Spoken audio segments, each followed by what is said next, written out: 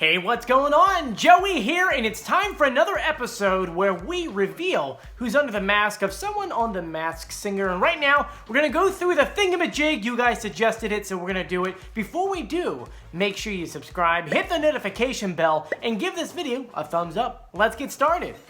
Now, for those who are new to the YouTube channel, hi, how are you? My name is Joey Contino. I'm an executive audio producer here in beautiful New York City, where it's actually a beautiful day out. It's actually 56 degrees. Anyway, long story short, it's my job every single night to go out in the world and find audio for our clients. Now, it's also my job when that audio I get sounds bad, it's my job to fix it. So what do? I go through the audio. Maybe there's a high frequency. I'll cut it out. Maybe a low frequency. We'll get rid of it. Maybe it's to pitch correct something, and that's what happens here at The Masked Singer. Now, for those who don't know, every single week, The Masked Singer gives us these clue videos. In these clue videos are the celebrities themselves actually talking clues about themselves. But Fox is smart. They say, we can't let them talk in their real voice, because if we do, everyone will recognize them and then the show won't be as much fun. So what do? They speed it up and they pitch it up so that you have no idea who it is. But that had me thinking. We started this last season, and so I figured I could slow it down and pitch correct it so that we can hear the real celebrity voice. Now that plus the clues, we can determine who is under the mask. Now so far, we've done it for the entire season. We got them all right except for one, the Eagle, because who would have known that it would have been Dr. Drew? Because I don't know anyone who knew that. But right now, we're going to determine who is under the mask of the Thingamajig. We'll go through the clues, then the pitch correct audio, and then we'll go ahead and pretty much answer every single one of those clues. So let's get started. I went ahead and typed up all the clues that we know so far on my computer, and we're going to read through them without answering them just yet. Now, we've been seeing the Thingamajig since the preseason video. There were only really like one important clue or two clues that we had gotten from there. He says he will tower over the rest of the singers with his puzzling persona. And he said, don't call me Chewbacca, though we celebrate together. Then the first time we saw him was in episode 1. He had a magic case and he pulled handkerchiefs out of it. He said, I'm here because I love to sing, though you may not think that's my thing. Then he talked about fashion and shoots and dreams, and then he pulled out a pair of sneakers, and then he presented a cupcake with the number 4 on it. The next time we saw him was a couple episodes later on episode 4. He says that singing has actually always been his first love. The next clue has a security guard holding up 3 different dolls. He says that his parents taught him not to run with the bulls. He makes references to doing magic, and there's also an American flag in the background. He said that his darkest moment is when he went to rehab. Then after that, we saw him on episode 6. He says that he uses his voice to win over the ladies. I'm sorry, I think that's a really cocky thing to say. Anyway, and the last clue that we saw was his physical clue, which was the American Sign Language book. And he said, this book has taught me how to communicate with others, which is the most important thingamajig. So those are all the clues. Now I'm going to go through the audio before we answer those clues. Now the way that this works is I'm going to go ahead and play Fox's audio for you, then I'll play our pitch correct audio. Now in order to get this pitch correct audio, we have to find what tone they use or what pitched up they use. In this case, they use a 4th. And then we slowed it down just a hair. So first I'll play the Fox audio for you. Here you go. Last performance, I let my guard down and sang from the heart. But let's be real, I'm used to my voice winning over the ladies. Now we'll slow it down, we'll pitch correct it, and here's my audio for you. Last performance, I let my guard down and sang from the heart. But let's be real, I'm used to my voice winning over the ladies. What's up, Nicole? After I put on a good show, I always like to break bread with the homies. And this is how we do it. Feel free to snoop into my life. You'd see that my pops taught me how to serenade the ladies, and I hadn't stopped since. So Thingamajig, tonight this song's for you, and I ain't too proud to beg. Now, do you have any guesses whatsoever on who that could be? Please comment below. My guess is Victor Oladipo. That's right, Victor Oladipo. I can finally pronounce it if you watch our channel. I've always had an issue pronouncing his last name, and now I can finally say it. Now, before we go through all the clues why I think it's Victor, I'm going to go ahead and play an interview clip just so that you can hear his voice, so you can go ahead and go back to the pitch correct to kind of compare the voices. We almost got it right. I think we're pretty much on the money, though. So here's a clip of that. Ever since 4 years old, I've been playing literally outside, inside, anywhere and everywhere. So, like I said, basketball is not just my job, but it's my life. So yeah, I think we're pretty close. Anyway, let's go ahead and go through how all the clues do relate to him. So we're going to start all the way back at the sneak peek video where he says he'll tower over the rest of the singers. Well, for those who don't know, he is 6'4". That's right, he's one tall guy. And one thing we've always said is that him standing next to Nick Cannon looks kind of small. Well, Nick Cannon is 6 foot. So there's a big difference, 4 inches, but also remember that from his hair up is also like another, maybe 6 inches, so it kind of looks even taller, but yes, he is pretty tall. The next clue talked about Don't Call Me Chewbacca, though we do celebrate together. Well, his birthday does share a birthday with, I guess, Star Wars in general. His birthday is on May 4th, which for those who are in the Star Wars world knows May the 4th be with you. It's always a big holiday every single year. Now, the next clue that we had was from episode 1 that showed a magic case, and now this references Victor pretty much being a first-round pick for the Orlando Magic. That's right, it was 2013, not too long ago. He's young, I think he's only 27. Next, he said, I'm here because I love to sing, though you may think that's not my thing.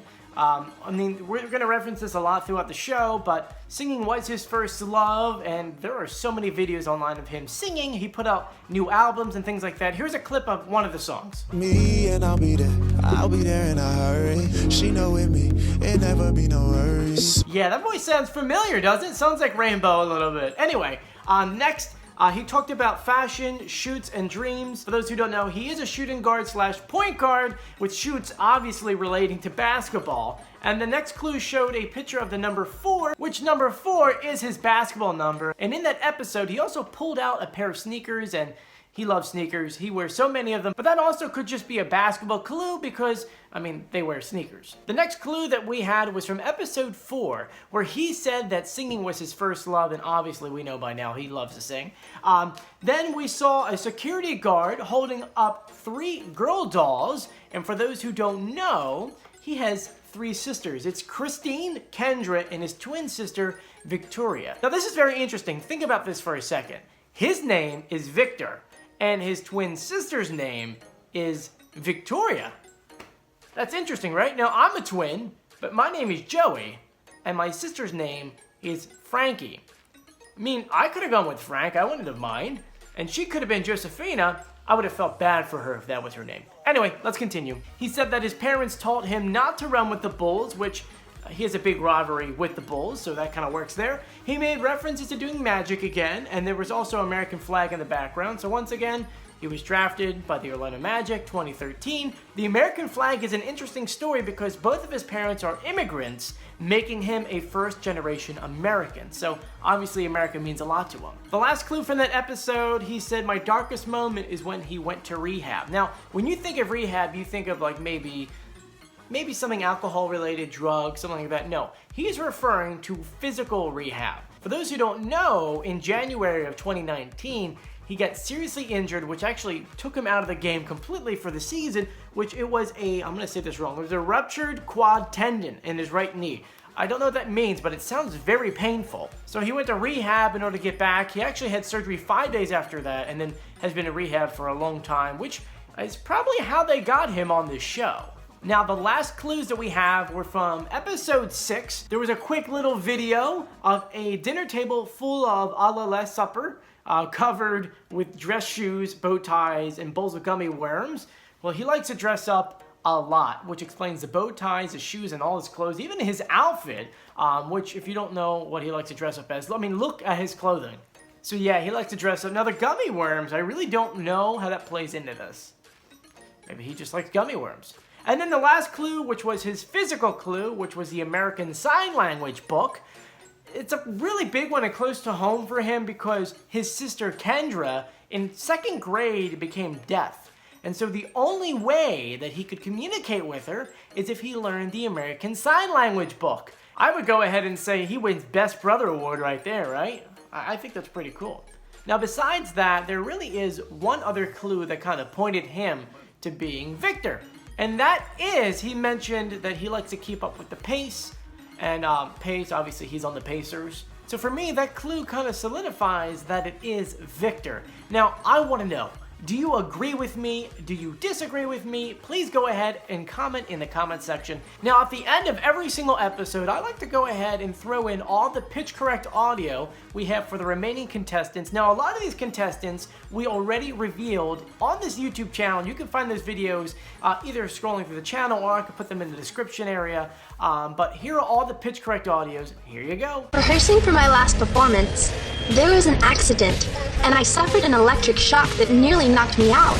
All my insecurities about performing resurfaced. But I couldn't let that setback stand in my way. Becoming the butterfly has reignited a love I've had since I was 7 years old. I found others modeled just like me, and was welcomed into the choir's joyful noise. It made me feel safe, even in the hardest times. This bleeding love has given me the highest of highs, but sadly led to the lowest of lows.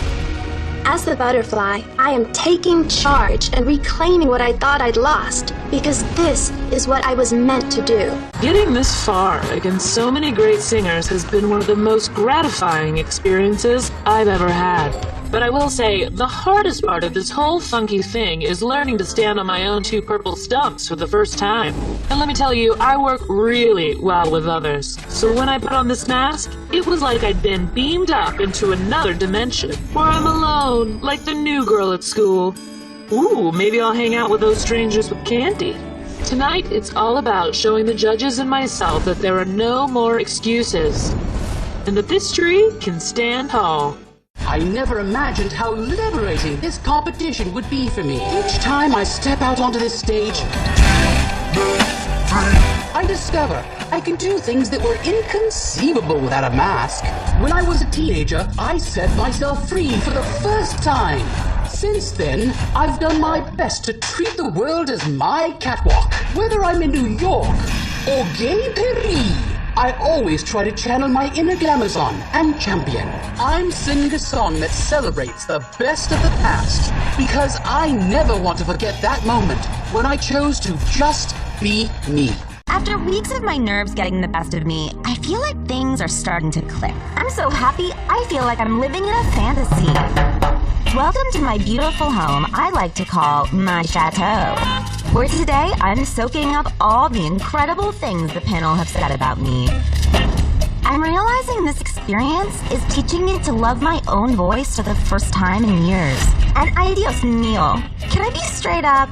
I'm finally finding my center. And now, with my newfound confidence, tonight I'm throwing the biggest party this stage has ever seen.